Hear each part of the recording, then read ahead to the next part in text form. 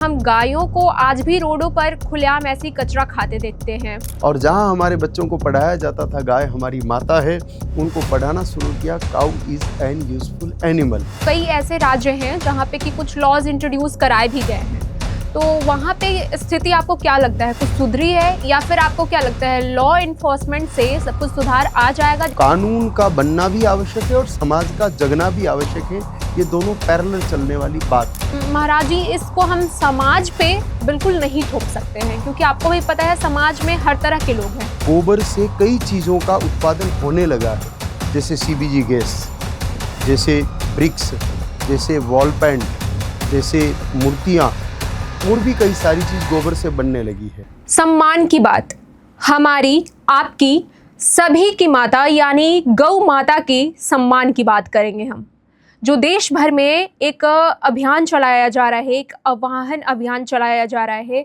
गौ रक्षा को लेकर। आज हमारे साथ इस पॉडकास्ट में मौजूद हैं एक ऐसे शख्स जिन्होंने अपनी पूरी जिंदगी अभी तक इन्होंने जितना भी जिया है सिर्फ गौ माता और गौ रक्षा के लिए जिया है, सिर्फ गौ रक्षा के लिए काम किया है। और आज तक इतना काम करने के बावजूद भी शायद आप जान पा रहे होंगे या नहीं, लेकिन आज हम इनसे बात करेंगे, खुलकर इस पर चर्चा करेंगे। हमारे साथ मौजूद हैं स्वामी गोपालानंद जी सरस्वती महाराज। स्वागत है महाराज जी आपका। जो महाराज जी द्वारा ये जो अभियान चलाया जा रहा है गौ रक्षा के लिए, इसमें हजारों, सैकड़ों, हजारों लोग अभी तक जुड़ चुके हैं, और ये कितना बड़ा, कितने लेवल पर ये अभियान अभी तक पहुंचा है और क्या कुछ इसका उद्देश्य है, ये जानेंगे हम महाराज जी से। जी, गौ सम्मान आह्वान अभियान वस्तुतः भारत के सभी राष्ट्र प्रेमियों और गौ प्रेमियों के हृदय की आवाज़ है, और हृदय की आवाज़ होती है वो सहज सर्वत्र फैलती है। आपका प्रश्न था कि ये कहाँ तक पहुँचा है, तो गौ माता के सेवा सम्मान और सुरक्षा की मांग का यह अभियान भारत के 36 प्रांतों के 790 डिस्ट्रिक्ट और उनके अंतर्गत आने वाली 5400 तहसीलों तक यह अभियान पहुंच चुका है, जिसका एकमात्र उद्देश्य भारत के वैध लक्षणा देसी गोवंश को पूर्ण सुरक्षा प्रदान करवाना, उनकी उचित रीति से सेवा करवाना, और जिस सम्मान की हकदार गाय माता है उसको वही सम्मान वापस दिलवाना। महाराज जी, ये जो आप सम्मान की बात कर रहे हैं, तो हम गायों को आज भी रोडों पर खुलेआम ऐसी कचरा खाते देखते हैं, और भी भिन्न भिन्न प्रकार की वेदनाएं सह रही हैं जो गायें हैं।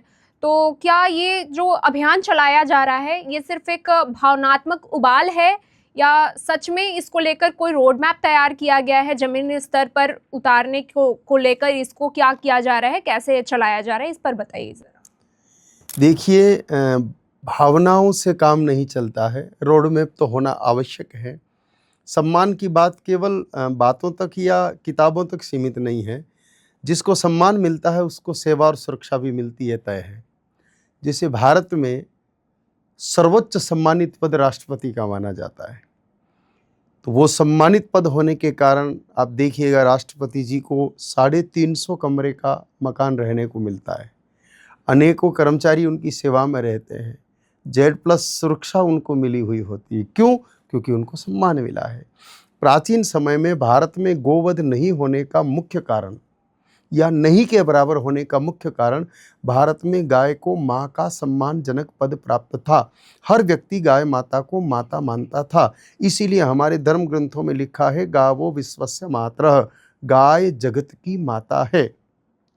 लेकिन एक साजिश के तहत जब अंग्रेज भारत में आए और उन्होंने ये देखा कि गाय तो भारत का प्राण तत्व है, गो आधारित कृषि से, गो आधारित चिकित्सा से, गो आधारित परंपराओं से भारत तो खुशहाल है, और इनको तोड़ना और इनको जीतना ऐसे तो मुश्किल है।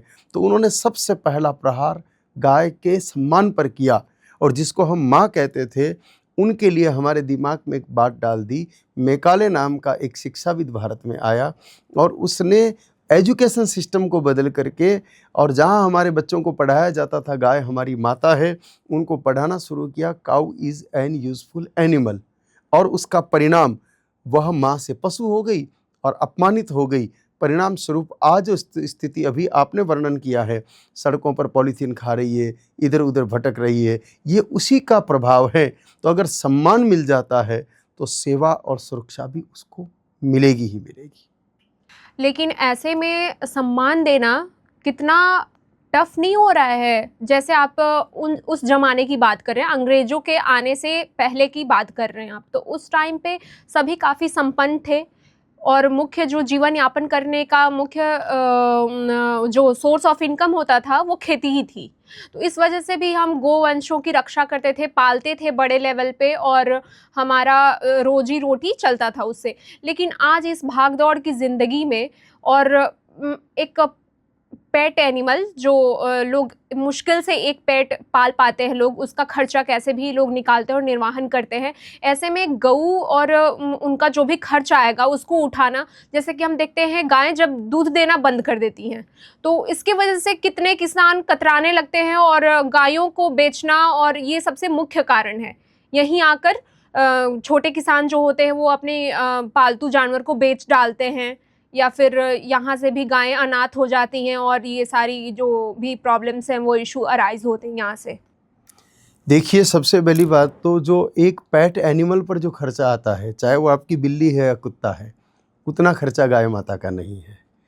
दूसरी बात, वो हमें कुछ भी इनकम नहीं देते हैं कुत्ता और बिल्ली, जबकि गाय माता आपको दूध नहीं भी देगी तो जो गोबर और गौमूत्र देगी, अगर सरकार कुछ नीतियां तय कर ले, इन पर अच्छा अनुसंधान करे, इनको यूनिवर्सिटीज़ का पार्ट बनाए, तो गोबर से कई चीज़ों का उत्पादन होने लगा है, जैसे सीबीजी गैस, जैसे ब्रिक्स, जैसे वॉल पेंट, जैसे मूर्तियाँ, और भी कई सारी चीज़ गोबर से बनने लगी है।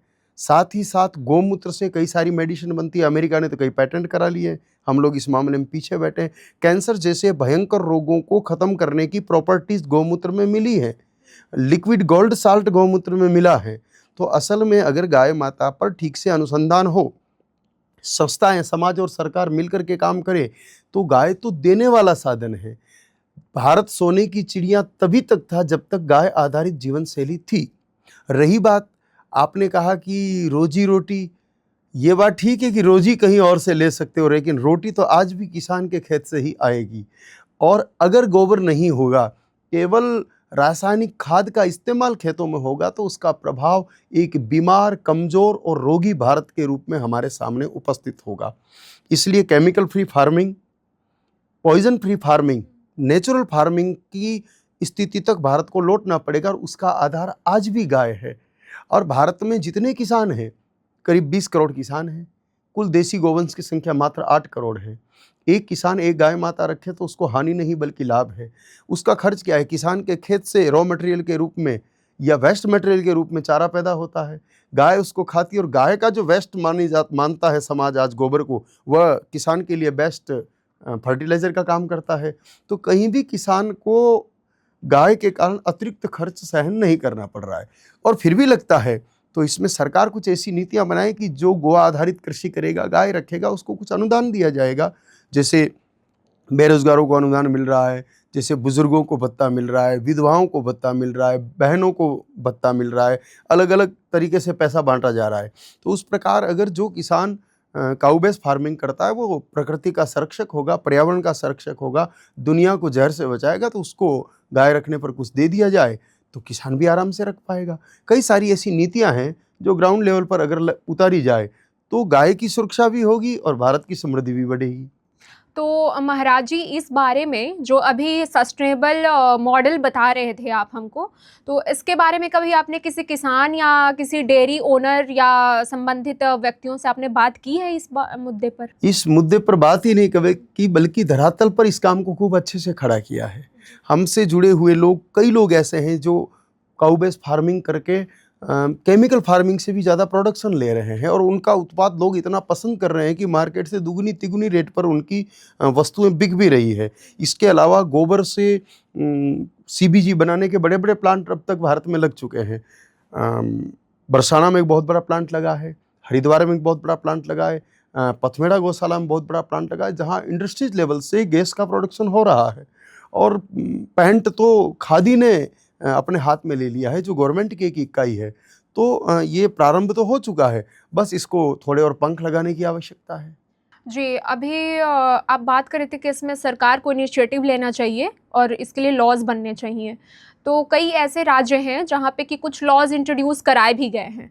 तो वहाँ पे स्थिति आपको क्या लगता है, कुछ सुधरी है या फिर आपको क्या लगता है लॉ एनफोर्समेंट से सब कुछ सुधार आ जाएगा? जैसे कि हम देखते हैं किसी भी कुछ भी कुरीतियाँ चल रही होती हैं समाज में, तो उसके लिए लॉ तो हम बना लेते हैं, लेकिन उस लॉ को इम्प्लीमेंट करने में सोसाइटी में लोगों के दिमाग में और लोग उसको कितना अपनाते हैं, इसमें वक्त लग जाता है काफ़ी। तो आपको क्या लगता है इससे सुधार आ जाएगा, इससे लोग बदल जाएंगे?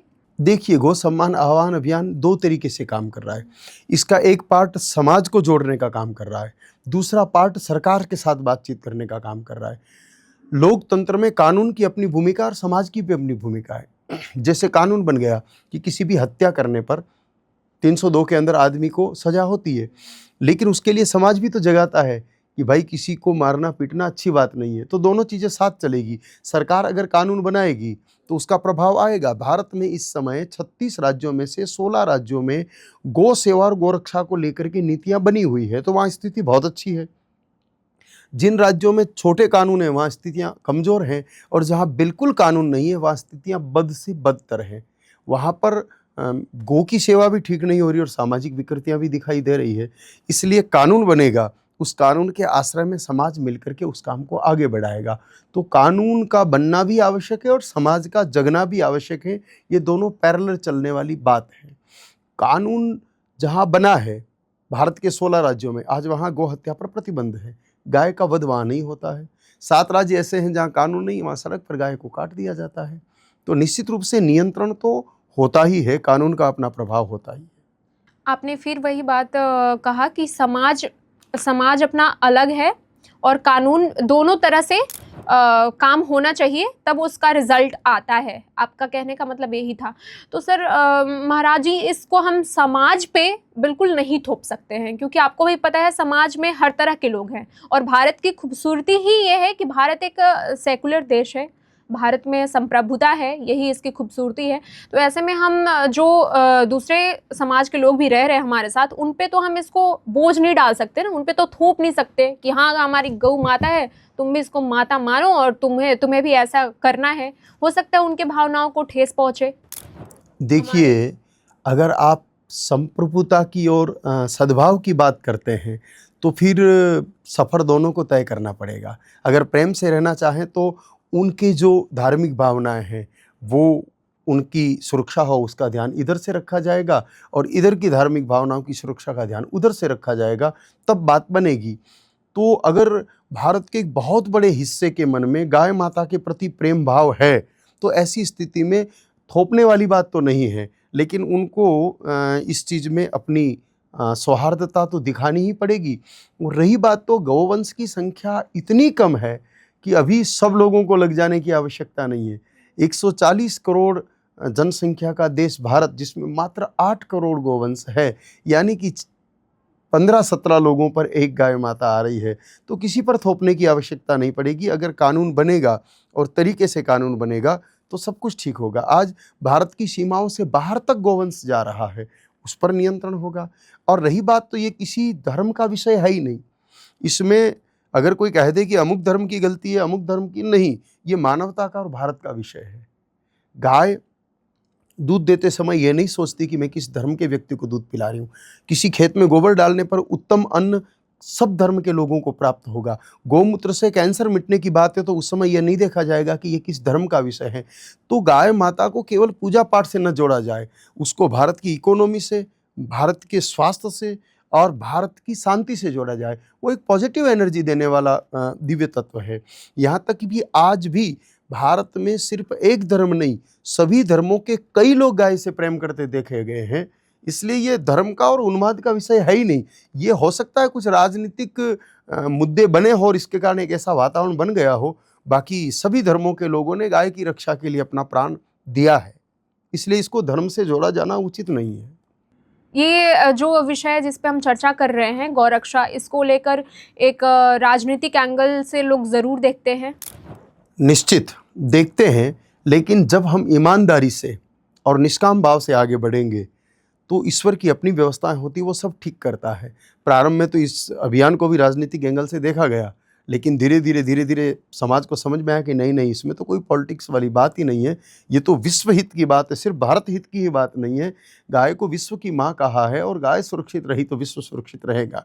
कहीं न कहीं हमारे पूर्वजों ने यह संकेत किया कि धरती गाय की सींग पर है, इसका मतलब फिजिकल गाय की सींग पर नहीं है। गाय के सींग का अर्थ है कि काउ बेस्ड लाइफ पैटर्न एक सेप पैटर्न है और उसी से मनुष्य अपने आप को सुखमय और शांति युक्त जीवन जी सकता है, इसलिए ये पूरे विश्व का विषय है। जी महाराज जी, आप इसमें इस सेवा में कितने सालों से लगे हुए हैं, कितने टाइम से कार्यरत हैं इस काम को लेकर? बिल्कुल आप काम किए जा रहे हैं, अभियान चला रहे हैं। देखिए, हमने तो जब से होश संभाला है तब से हमें लगे कि हम तो गाय की शरण में ही हैं और उसी में आनंद भी है। फिर भी एक क्या उम्र रही होगी? लगभग 35-40 साल से तो इसी काम में लगे। 35-40 साल एक बहुत बड़ा समय होता है और 35-40 साल में आपने कोई मैट्रिक सेट किया है इस काम को लेकर जो आप कर रहे हैं? जैसे हमारी भी जब पढ़ाई होती है, जब पढ़ाई थी तो हमारा तो ये था कि एक साल में हमारे रिजल्ट्स आते थे, उसके बेसिस पे देखा जाता था कि हमने एक साल में क्या पढ़ा और हमारा इवैल्यूएशन जैसा होता था तो हम अंदाज़ा लगाते। तो हर बंदा जो अपना काम कर रहा होता है उसको लेकर अपना एक एज अ रिज़ल्ट कुछ ना कुछ फिक्स किया रहता है कि हाँ हमारी ये तैयारी है तो इसका नतीजा क्या आना है। तो आपने क्या कोई ऐसी मैट्रिक सेट करी है इस चीज़ को लेकर कि जिससे आपको पता चले कि आपका फल क्या है? बिल्कुल। काम तो आप किए जा रहे हैं, लेकिन फलस्वरूप क्या मिला अभी तक आपको, ऐसा कुछ? जी, बिल्कुल एकदम स्पष्ट है सारी चीज़। जब हम लोग इस काम में लगे थे, भारत में गिनी चुनी गौशालाएँ थी और गिने चुने लोग गाय माता का काम करते थे। आज भारत के हर चौथे पाँचवें गांव में आपको एक गौशाला मिल जाएगी जिसमें गौ माता की सेवा हो रही है। जब हमने काम प्रारंभ किया उस समय भारत में एक भी गौ चिकित्सालय नहीं था जहां पर गाय माता का इलाज किया जा सके। आज हर राज्य में अनेकों अनेक गौ चिकित्सालय खुल चुके हैं और धीरे धीरे हम लोग आगे बढ़ते रहे। जब शुरुआत की तो लोग मजाक उड़ाते थे कि पशुओं के पीछे भाग रहे हैं, लेकिन आज वही लोग समर्थन में आके खड़े हैं कि बहुत अच्छा काम हो रहा है। और इन 35-40 सालों में एक संपूर्ण भारत में एक ऐसा संयोजन खड़ा हुआ है कि उसी के प्रभाव से आज संतों ने मिलकर के, सिर्फ हम ही नहीं, हमारे साथ जितने लोग पिछले 40-50 सालों से काम कर रहे हैं, जिनके साथ हम लोग मिलकर के काम कर रहे हैं, तो सब लोगों ने एक स्थिति में आकर ये तय किया कि हम लोग सेवा का कार्य तो कर रहे हैं, लेकिन सुरक्षा नहीं होगी तो बचेगी ही नहीं, तो आगे सेवा किसकी करेंगे और कैसे करेंगे। इसलिए सबने मिलकर के तय किया कि हमको इसकी सुरक्षा के लिए सरकार के सामने अब प्रार्थना रखनी चाहिए, क्योंकि लोकतंत्र है और लोकतंत्र में सरकार की ताकत दुनिया ने देखी है। और वर्तमान में हमारी देश की सरकार बहुत मजबूत स्थिति में है। चाहे पाकिस्तान ने कोई त्रुटि की तो उसको ऑपरेशन सिंदूर के माध्यम से बहुत अच्छे से समझाया है। अमेरिका ने भारत की अर्थव्यवस्था को और भारत की गो और कृषि व्यवस्था को छेड़ने की कोशिश की तो उसको भी जवाब दिया है। राम मंदिर जैसा एक ज्वलंत मुद्दा जो 500 वर्षों से चल रहा था उसको ठीक किया है। भारत टुकड़ों टुकड़ों में बटा हुआ था, धारा 370 को हटा करके कश्मीर को मूल धारा में लाने का काम किया है। तो उससे एक आस जगती है कि अभी एक ऐसे स्वर्णिम समय में हम चल रहे हैं कि जहां इस मुद्दे का भी समाधान किया जा सकता है। इसलिए सबने मिलकर के तय किया कि अब हम सरकार के सामने इस विषय को लेकर के जाएं कि आपने बहुत अच्छे अच्छे काम किए हैं, तो गौ के सेवा, सुरक्षा और सम्मान के इस काम पर भी आप दृष्टि डालो, ऐसी प्रार्थना हम कर रहे हैं। इस अभियान की सबसे सुंदर बात यह है कि अभियान विरोध नहीं, आंदोलन नहीं, उग्रता नहीं, बल्कि शांतिपूर्ण प्रार्थना है। हम राजा को विष्णु का अंश मानते हैं, राजा का सम्मान करते हैं, जो शासन में है वो हमारे लिए सम्मानित हैं। हम सम्मानजनक तरीके से हमारी हृदय की जो मांग है, एक पुत्र अपने पिता से नहीं कहेगा तो किससे कहेगा, एक बेटा अपनी माँ से नहीं कहेगा तो किससे कहेगा, तो प्रजा अपने शासक से नहीं कहेगी तो किससे कहेगी। हमारे दिल में लंबे समय से ये बात चल रही है। सेवा तो कर रहे हैं लेकिन संतुष्टि नहीं है, क्योंकि हमारे महापुरुषों ने ये कहा है कि जब तक भारत भूमि पर गो रक्त गिरता रहेगा, हमारे किए हुए सद्कर्मों का पूरा फल हमें मिलने वाला नहीं है। इसलिए वर्तमान सरकार के इन दृढ़ निश्चयपूर्ण कार्यों को देखते हुए ये मन में आस जगी है कि पूर्ववर्ती सरकारें जिस काम को नहीं कर पाई वो ये सरकार कर सकती है। अतः एक रोड मैप बनाया है पूरा कि हम क्रमशः सरकार के सामने जाएंगे, एकदम से सरकार को परेशान नहीं करेंगे। हर चीज़ को करने में समय लगता है, सोचने में वक्त लगता है। वो क्या रूपरेखा है उसको साझा करेंगे आप, जो आपने रूपरेखा तैयार किया है अपने अभियान को लेकर? बिल्कुल करेंगे। असल में इसमें कोई एक व्यक्ति की रूपरेखा नहीं है, इसमें देश के अनेक संत गो सेवक, लॉयर, साइंटिस्ट सब ने मिलकर बैठ करके एक लंबा समय दे करके रूपरेखा बनाई है, जिसमें पिछले 6 महीने से ग्राउंड लेवल पर जा करके गाँव-गाँव तक प्रचार करके हम सब संतों ने मिलकर के 36 राज्यों के 790 डिस्ट्रिक्ट तक अपनी पहुंच बना करके लोगों को जोड़ा है, 5000 तहसीलों तक कार्य खड़ा किया है।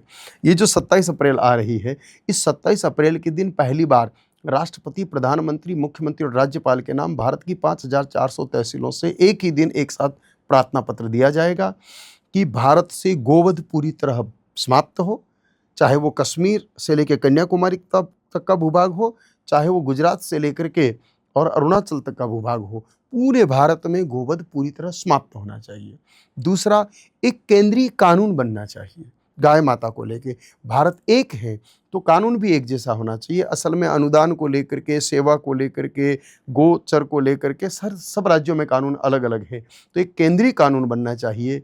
और रही बात, तो हमारे पूर्वज गाय को माता कहते थे, तो हमने शेर को राष्ट्रीय पशु के रूप में माना है, मोर को राष्ट्रीय पक्षी के रूप में माना है। हमारा राष्ट्रगीत है, राष्ट्रगान है, राष्ट्र चिन्ह है, राष्ट्र ध्वज है, राष्ट्रभाषा है, राष्ट्रीय फूल है, राष्ट्रीय फल है, राष्ट्रीय नदी है, राष्ट्रीय ग्रंथ है। तो माता का पद खाली है, इसलिए हमारी एक राष्ट्र माता भी होनी चाहिए। तो हमारी यही मांग है कि गाय माता इसका सर्वोत्तम विकल्प है, जो पद खाली है उसके लिए, तो गाय माता राष्ट्र माता बने। इस प्रकार का प्रार्थना पत्र 27 अप्रैल को हम सरकार को देंगे। उसके बाद 3 महीने तक, 90 दिन तक सुप्रीम कोर्ट के, हाई कोर्ट के सेवानिवृत्त जज, कुछ अच्छे वैज्ञानिक और कुछ विद्वान बात करेंगे सरकार से। जो कोई दिक्कत आ रही है उसको ठीक करने का प्रयत्न करेंगे। बात नहीं बनी तो 27 जुलाई को फिर से प्रार्थना पत्र देंगे डिस्ट्रिक्ट हेडक्वार्टर पर जा करके। फिर चर्चा चलेगी 3 मई तक। फिर बात नहीं बनी तो सब लोग मिल करके और भारत की 36 स्टेट कैपिटल पर जा करके और चीफ सेक्रेटरी के माध्यम से वापस प्रार्थना पत्र देंगे। फिर 3 महीना प्रतीक्षा करेंगे और फिर बात नहीं बनी तो 30-30 जिलों के स्लॉट से 7-7 दिन के लिए 30-30 हज़ार लोग दिल्ली पहुंचेंगे और 6 महीने तक दिल्ली में संकीर्तन करते हुए सरकार को पत्र लिखेंगे। 30,000 लोगों की उपस्थिति लगातार 6 महीने तक दिल्ली में बनी रहेगी और सरकार से पत्र लिख करके प्रार्थना करेंगे। कोई आक्रोश नहीं, कोई हंगामा नहीं, कोई मुर्दाबाद के नारे नहीं। सरकार हमारी, हम सरकार के, इसलिए हम प्रेम पूर्वक प्रार्थना लिखेंगे, पत्र लिखेंगे कि भारत को स्वतंत्र हुए 78 वर्ष से अधिक समय हो चुका है, 80 वर्ष पूरे होने आए हैं और सारे काम हुए हैं, लेकिन एक अत्यंत महत्वपूर्ण काम, जो गाय भारत की आत्मा है, उस गाय माता को सेवा, सुरक्षा और सम्मान मिलना चाहिए। एक व्यक्ति 10 पत्र भी लिखता है तो 3 लाख पत्र रोज के होंगे। 30,000 लोग लिखेंगे तो ये क्रम चलेगा तो 5-5.5 करोड़ पत्र सरकार के सामने जाएंगे और संवेदनशील सरकार निश्चित रूप से इस पर विचार करेगी कि भारत का इतना बड़ा जनमानस जब इस विषय को लेकर के मांग कर रहा है और सरकार भी कहीं न कहीं इस प्रकार के संकेत समय समय पर मिलते रहे हैं। प्रधानमंत्री जी के निवास पर गौ माता की सेवा पूजा का होना, प्रधानमंत्री जी के द्वारा विभिन्न अवसरों पर गौ का पूजन करना, ये इस बात का संकेत है कि कहीं न कहीं वो भी गाय माता के विषय को चाहते तो हैं। उन्होंने प्राकृतिक खेती के प्रचार की बात भी कही है। तो ऐसी स्थिति में वो भी चाहते हैं कि ये कार्य हो, तो विश्वास है कि इन सारी चीज़ों से हम इस स्थिति में पहुंचेंगे कि गाय माता की सेवा, सुरक्षा और सम्मान को लेकर के एक सरकारी नीति बनेगी और गाय माता सुखी होगी। पास्ट में भी ऐसा कोशिश किया गया था संतों द्वारा, जितने भी बहुत पूर्व में भी हमने देखा कि बहुत सारी सरकारें आईं और सबसे उन्होंने निवेदन किया कि गौ हत्या पर रोक लगाया जाए, लेकिन ऐसा हुआ नहीं, तो हाथ निराशा लगा है। तो इसको, अगर आपकी मांगे नहीं मानी गई सरकार से, तो इसको लेकर आपका क्या प्लान है? क्या आप पीछे हटेंगे या फिर इसे दृढ़ निश्चयता के साथ आप टिके रहेंगे और ऐसे ही यत्न करते रहेंगे? साधु अपना कदम आगे बढ़ाते हैं तो फिर पीछे हटाते नहीं हैं। हमारा लक्ष्य गैया को सम्मान मिलना चाहिए, तो वो तो जब तक नहीं मिलेगा तब तक हम लगे रहेंगे। अगर शांतिपूर्ण प्रार्थना से बात नहीं बनी तो हम तपस्या करके सरकार के सामने मांग रखेंगे, यानी कि गंगा जल पर रह करके उपवास करेंगे, क्रमिक उपवास करेंगे। 1000 लोग आज बैठे, 1000 लोग कल बैठेंगे, 1000 लोग परसों बैठेंगे और वो उस दिन आहार नहीं लेकर के और केवल गंगा जल पी करके सरकार के सामने प्रार्थना करेंगे और ये क्रम तब तक चलता रहेगा जब तक गाय माता को न्याय नहीं मिलता। रही बात पूर्व में जो प्रयास किए और उनमें पूर्ण सफलता नहीं मिली, तो उनका बहुत अच्छे से अध्ययन किया, कहाँ कौन कौन सी कमी रही, क्या कारण रहे कि पूर्व में की गई मांगे सफलता के उस पायदान को नहीं प्राप्त कर पाई। तो उन सारी चीज़ों को ध्यान में रखते हुए योजना को बनाया गया है कि वैसा दोबारा ना हो कि असफलता हाथ लगे। देखिए, किसी भी चीज़ को सार्थक करने के लिए, किसी भी, चाहे आपकी कोई भी योजना हो, कोई भी अभियान हो, किसी भी चीज़ को एक बड़ा रूप देने के लिए और उसको सार्थक बनाने के लिए हमें युवाओं से जोड़ कर रखना बहुत ज़रूरी होता है। तो जो हमारे आने वाली या जो हमारी युवा पीढ़ी है अभी, उसको आप इस अभियान से कैसे जोड़ेंगे? इसको लेकर कोई तैयारी है आपकी? जोड़ेंगे वाली बात तो नहीं बची है, क्योंकि जुड़ चुके हैं। इस समय इस अभियान में कार्यरत 80% वो लोग हैं जिनकी आयु 20 से 35 के बीच की है, और शेष इससे अधिक उम्र के हैं। और भी जोड़ने के लिए आजकल के जो आधुनिक तौर तरीके हैं, सोशल मीडिया जिसमें एक्स हैंडल, यूट्यूब, फेसबुक इत्यादि का उपयोग भी किया जा रहा है, प्रारंभ कर दिया गया है, उससे भी जुड़ रहे हैं। और हमारा तो ऐसा मानना है कि जहाँ सत्य होता है वहाँ ईश्वरीय कृपा से लोग अपने आप जुड़ते चले जाते हैं, क्योंकि ये एक ऐसा अभियान है जिसका कोई छुपा हुआ उद्देश्य नहीं है, एकदम प्योरिटी है। ये एक ऐसा अभियान है जिसमें कोई व्यक्ति सामने नहीं है, किसी का नेतृत्व नहीं है, कोई संगठन नहीं है, ये समग्र भारत का विषय है। इसीलिए तो मात्र 6 महीने में भारत की 5000 तहसीलों तक काम खड़ा हो गया। तो युवा सभी जुड़ेंगे, ऐसा विश्वास है। महाराज जी, आप इस कार्य को 35 वर्षों से कर रहे हैं, एक काफ़ी लंबे समय से, और ऐसे में जैसा आपने बताया कि ना तो कोई समिति है इस काम को कर रही है और ना ही कोई ऐसा प्रोवाइडर है, तो फिर ये धन संग्रह का जो भी फाइनेंसेस आ रहे हैं, हर काम को लेकर के पैसों की खर्च तो होती ही है, चाहे कोई भी काम करें आप। तो इस अभियान में जो पैसे आ रहे हैं वो कहाँ से आ रहे हैं, वो कैसे आप खर्च उठा रहे हैं इसका? देखिए, 35 वर्षों से जो काम कर रहे हैं वो विषय तो है ही, वो प्रत्यक्ष सेवा का विषय पृथक से है। 6 महीने से जो इस अभियान में लगे हैं, तब से जिन संतों ने मिल करके, क्योंकि ये किसी एक व्यक्ति की सोच नहीं है, ये संतों के एक बहुत बड़े समूह का विचार है। उसमें सिर्फ संत ही नहीं बल्कि लॉयर और साइंटिस्ट भी शामिल हैं, प्रबुद्ध जन तो शामिल क्या हैं। वो आपको पैसे इसमें अपना धन व्यय कर रहे हैं? नहीं, उसमें एक सिस्टम तय किया है कि इस कार्य को करना है तो हर व्यक्ति को जोड़ना पड़ेगा। धन संग्रह वाला विषय या धन को अगर इसमें आगे कर दिया गया, तो पहली बात तो आजकल वैसे ही चर्चा चलती है कि देखो गाय के नाम पर लोग दुनिया को लूटते हैं। तो अगर डोनेशन मांगने जाएंगे तो लोग कहेंगे इनको तो पैसे चाहिए, गाय से क्या लेना देना, पागल बनाते हैं ये लोग। इस प्रकार की बातें आप लोगों ने भी सुनी होगी, आमतौर पर ये चीज़ चर्चाओं में चलती है। दूसरी बात, ये एक ऐसा सब्जेक्ट है जिससे हर व्यक्ति जुड़े। तो संतों ने एक ही बात समाज के सामने रखी है कि आपके परिवार का कोई भी फंक्शन होता है, आपके परिवार में कोई बीमार होता है, आपके परिवार में कोई उत्सव होता है, उसका खर्च कौन करता है? उत्तर मिलता है हम ही लोग। तो क्या आप गाय को अपनी माँ मानते हैं? सबका उत्तर मिलता है बिल्कुल मानते हैं। तो क्या आप चाहते हैं कि भारत में गोहत्या बंद होनी चाहिए? लगभग सबका उत्तर अभी तक तो यही मिला है कि हाँ बिल्कुल होनी चाहिए, हम चाहते हैं कि गोहत्या भारत में बंद होनी ही चाहिए। तो जब आप अपने परिवार का हिस्सा मानते हो तो आप गाय को अपनी माँ मानते हो, तो माँ क्या परिवार का हिस्सा नहीं है? तो उत्तर मिलता है कि है। तो फिर आप लोगों को मिल करके इस काम को करना पड़ेगा।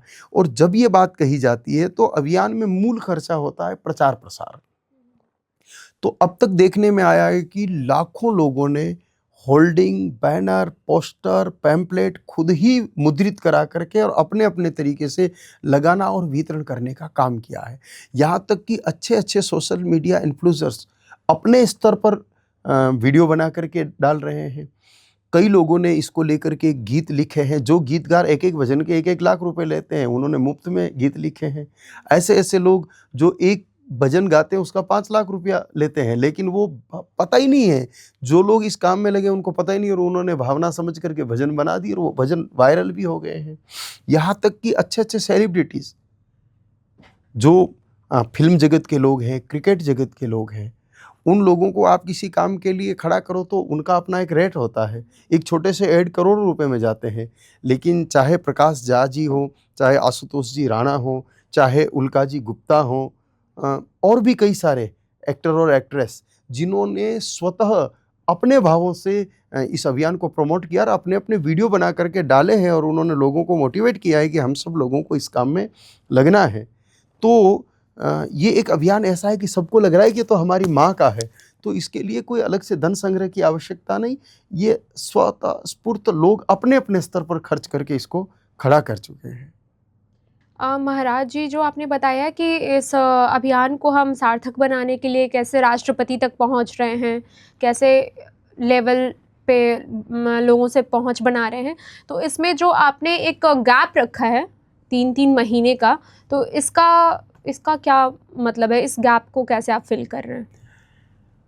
देखिए, जैसे हम कोई पौधा लगाते हैं तो वो तुरंत फल नहीं दे सकता। चूल्हे पर खिचड़ी भी चढ़ाते हैं तो एक टाइम लेती है पकने का। तो सरकार को अवसर देना होगा। हाँ, अगर ये विरोध का विषय होता है, कई बार देखिए प्रोपोगंडा भी होता है, किसी को काम नहीं करवाना होता है लेकिन अपने आप को खड़ा करना होता है तो जिंदाबाद मुर्दाबाद, हमारी मांगें पूरी करो, आज का आज ये काम होना चाहिए, हम अभी का अभी जवाब चाहते हैं, इस प्रकार की वार्ताएं होती है।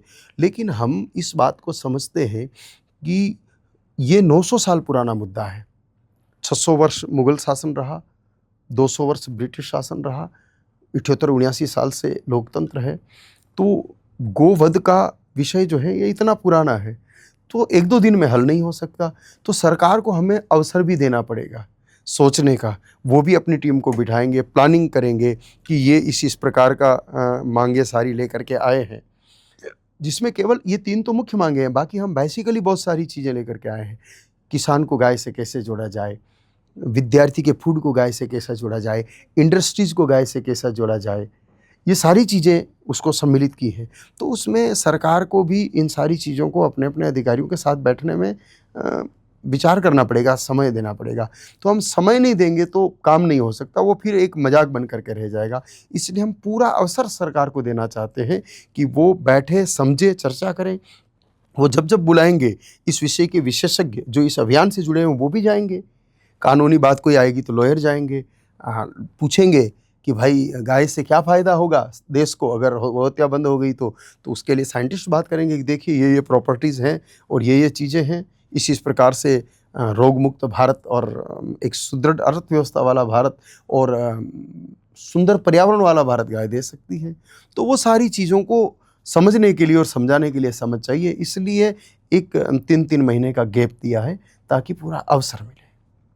महाराज जी, आज हम देखते हैं कि जो भी कल को आया हुआ नया बंदा मार्केट में, मतलब जिनकी संस्थाएं 5 साल, पिछले 10 साल से भी देखो, या अभी तो 1-2 साल पुरानी संस्थाएं भी इतना उनको पहचान मिल जाती है, इतना जानने लग जाते हैं लोग। लेकिन आप 35 वर्षों से इसमें लगे हुए हैं, काफ़ी लंबे समय से इसमें जुड़े हुए हैं, इस काम को लगातार करते हुए आ रहे हैं, फिर भी इतनी पहचान क्यों नहीं मिली आखिर?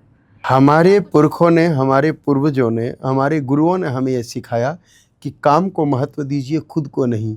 खुद को प्रमोट करना हो तो 3 दिन लगते हैं, लेकिन जब काम को महत्व, तो हमारी पहचान भले ही नहीं हो, लेकिन हमें प्रसन्नता इस बात की है कि आज भारत में हजारों काऊ बैस मेडिकल स्टोर खुल चुके हैं, जहाँ पर गोमूत्र से बनने वाली दवाइयाँ खूब बड़ी मात्रा में बिक रही है। तो वो आपके संस्थान की मदद से?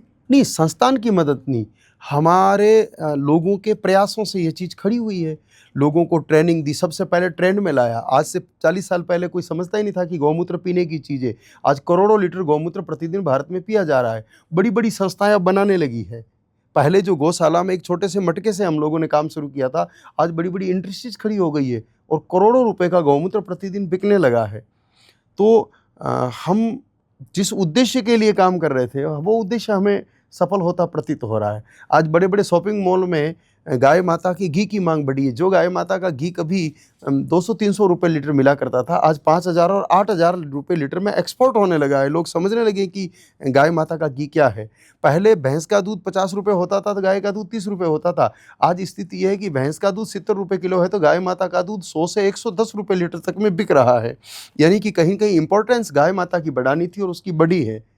और आज अगर देश भर में ये मांग है तो उसी का परिणाम है। तो हम अपने आप को प्रमोट नहीं करना चाहते, गाय माता की ही महत्ता को बढ़ाना चाहते हैं। इसलिए हम हमारे से जुड़े हुए, इस अभियान से जुड़े हुए सभी लोगों का विचार ऐसा है कि हम खुद को छुपा के रखें, गाय माता को छपा करके आगे बढ़ें। महाराज जी, आपने 27 अप्रैल ही क्यों चुना है प्रार्थना पत्र देने के लिए? जैसा कि आपने बताया कि हम 27 अप्रैल को सरकार को अपनी प्रार्थना पत्र सौंप रहे हैं, तो ये 27 अप्रैल ही क्यों चुना?